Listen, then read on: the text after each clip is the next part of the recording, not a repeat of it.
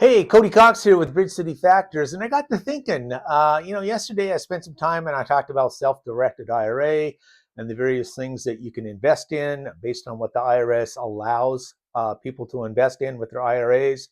And one of the things I mentioned was alternative assets. So I thought I'd take a minute today and just talk about what alternative assets are. Again, as we mentioned yesterday, the IRS allows you to invest in pretty much anything but life insurance and collectibles. But I talked about alternative assets, and here's a list of just some samples of what alternative assets are. An IRA can invest in real estate, such as residential, commercial. Yeah, you can own rental houses in your IRA. You can invest in private businesses such as limited liability companies, LLCs, partnerships, and some startups, which I've done a little bit of that. You can invest in promise notes that are secured by real estate or unsecured or business loans, any sort of private lending. Tax liens and deeds, where a county would start a foreclosure proceeding on a landowner, property owner who hasn't paid his property taxes, and they issue a tax lien or a tax deed. You can buy those with your self-directed IRA.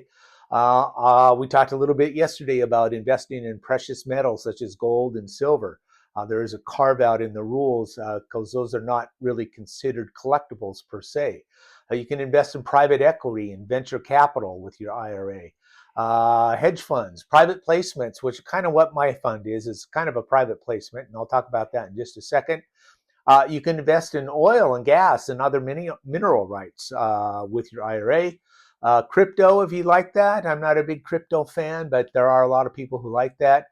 One of my favorites, although I haven't invested in this, is like livestock. I have a friend of mine who has actually used his IRA to purchase livestock, and the IRA owns it. They raise it and sell the cattle off, and all that profit goes right back into the IRA. Again, with what I offer, my son and I are co-founders of a fund that invests in residential real estate notes. And so it is a Reg D 506C, which I can accept investments from accredited investors. And so we talked about that the other day.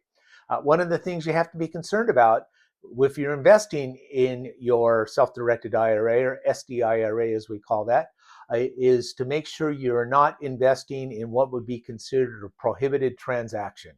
And so those are some of the things you can invest in. Again, we talked about a couple things you can't. But anyway, I got to thinking that let me explain this a little bit more. And so hopefully that's a little bit more information you could use if you have a self-directed IRA. Anyway, Cody Cox with Bridge City Factors.